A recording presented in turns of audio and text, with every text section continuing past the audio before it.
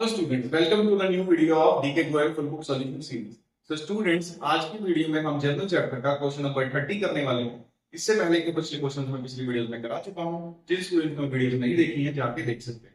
तो चलिए स्टार्ट करते हैं। क्वेश्चन देखिए, rectify the following entry assuming that narration in each case is correct. तो रेक्टिफाई का मतलब क्या है? यहाँ पे एंट्रीज जनरल एंट्रीज इन्होंने पहले ही कर रखी है, पर वो जनरल एंट्री में कोई ना कोई गलती है, हमको वो गलती ठीक करनी है।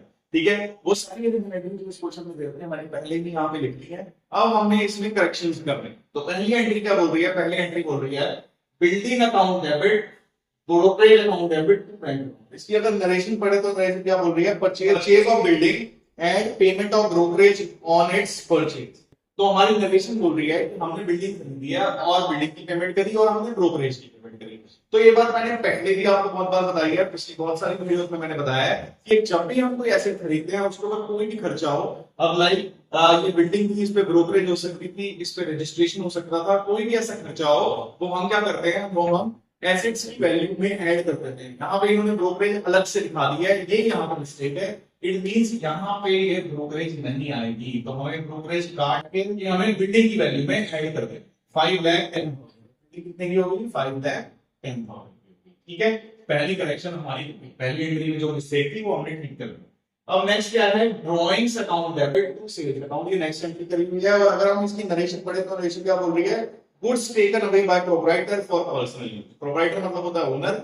ओनर ने अपने घर के लिए गुड्स ले लिए, तो अगर आपने घर के लिए ले लिए तो उसे क्या बोलते हैं? जो पैसा वो अपने घर के लिए देता है, तो यहाँ पैसा तो लिया नहीं है, यहाँ उसने सामान लिया। तो एंट्री क्या होती है? जो भी प्रोप्राइटर अपने घर के लिए करता है उसे ड्रॉइंग्स बोलते हैं। इट मींस एंट्री आएगी ड्रॉइंग्स अकाउंट डेबिट। इस डेबिट साइड तो सही है, टू सेल्स लिखा हुआ है। सेल्स तो होता ही नहीं, सेल्स होता है जब हम सामान बेचते हैं। तो जब हमने सामान खरीदा होता है वो होता है परचेज, और इसने क्या लिया है? सामान लिया है। सामान को हम क्या लिखते हैं? हमेशा परचेज लिखते हैं। मींस यहाँ पे मिस्टेक क्या है? ये सेल्स नहीं आएगा, ये क्या आएगा? यहाँ पे परचेज। ठीक है, बस हमने ये मिस्टेक की है, हमारी यहाँ पे ठीक हो। नेक्स्ट देखते हैं, filing cabinet account debit, electric fan account debit to cash account. अब इसमें क्या गलती है? इसकी नरेशन चेक करो। इसकी नरेशन बोल रही है purchase of filing cabinet and electric fan. तो ये देखो, ये क्या चीज होती है? ये दोनों चीजें ऑफिस के अंदर लगती है, इनको अलग अलग लिखने के लिए छोटी छोटी आइटम्स हैं, इनको अलग एक बहुत बड़ा एसेट नहीं मानेंगे। इन सब के लिए एक वर्ड यूज होता है जिसे बोलते हैं ऑफिस इक्विपमेंट। क्या बोलते हैं? Office equipment. मींस यहाँ फाइलिंग कैबिनेट नहीं आना चाहिए, यहाँ इलेक्ट्रिक फैन भी नहीं आना चाहिए, यहाँ आना चाहिए सीधा office equipment account debit to cash. ठीक है, बस इसको दोनों को उसके अंदर ही लिखेंगे, ऑफिस इक्विपमेंट। ठीक है, बस इतनी मिस्टेक नहीं हुई हमारी एंट्री यहाँ पे सही होगी। अब आते हैं नेक्स्ट एंट्री पे। नेक्स्ट एंट्री का 18 को कैश टू सेल्स बोल रहे हैं, कैश टू सेल एंट्री कर दी है, तो एंट्री सेल्स की तो ठीक है, पर नरेशन में देखते हैं गलती क्या हो सकती है। यहाँ पे यहाँ बोल रहे हैं goods worth 10,000 sold at 10% discount. बोल रहे हैं 10,000 का सामान 10% डिस्काउंट पे बेचा गया। ट्रेड डिस्काउंट है तो सीधा माइनस कर देंगे। 10,000 का 10% कितना होगा? 0 हटाओ, कितना आया?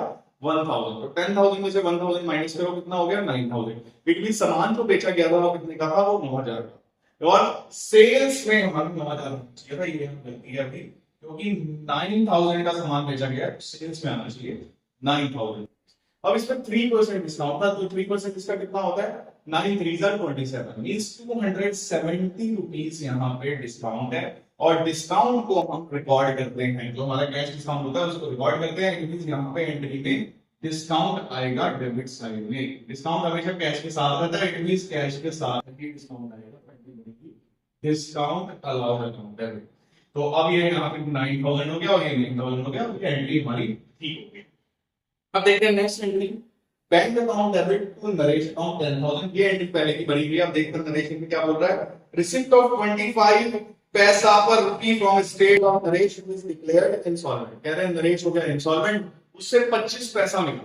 तो 25 पैसा मतलब 25%। मैंने पहले भी बताया है कि 1 रुपए में 100 पैसे होते हैं और परसेंटेज भी 100 होती है। तो अगर 25 पैसा दिया हुआ है हम उसको इक्वल टू मान सकते हैं 25%। इट मींस क्या हुआ?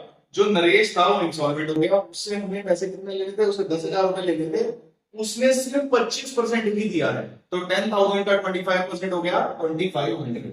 तो ये यहाँ गलती है, यहाँ पे भैया 10,000 नहीं आ सकता, यहाँ पे आएगा 2,500, क्योंकि पैसा मिला है 2,500, बाकी पैसा मर गया, वो नहीं मिलेगा। तो जो पैसा मर जाता है उसको क्या बोलते हैं? उसको बोलते हैं बैड डेट। तो ये क्या हो गया? Bad debt account debit. कितना? 7500 आ गया बैड डेट, क्योंकि 10,000 रुपए लेने में 25 मिला, तो इट मीन 75 नहीं मिला होगा, तो ये डल जाएगा बैड डेट का। अब ये भी एंट्री हमारी करेक्ट। नेक्स्ट देखते हैं last entry, bank charges account debit to cash account. ठीक है, अब इसके अंदर देख के पता लग रहा है बैंक चार्जेस का मतलब बैंक ने कोई चार्ज लगाया है और बैंक हमारे घर पे पैसा लेने नहीं आता। इसका मतलब क्या है कि हम उसको जाके पैसे देके आए। तो बैंक ऐसा नहीं करता है, अगर बैंक कोई हमारे ऊपर चार्ज लगाएगा तो सीधा बैंक के अंदर से काट लेगा, हमें बस एक मैसेज के थ्रू नोटिफाई करेगा, पैसे कट कर लेगा, हमें बताने नहीं आएगा, हम यही कहने आएगा कि पैसे जमा कर। तो यहाँ पे कैश नहीं आ सकता, यहाँ पे जाएगा बैंक। ठीक है, बस ये एंट्री ठीक हो गई, bank charges to bank account. ठीक है, सो आई होप आपको क्वेश्चन अच्छे से समझ आया होगा। इस वीडियो के साथ ये चैप्टर हमारा एंड होता है। नेक्स्ट वीडियो में हम स्टार्ट करेंगे chapter journal entry with GST.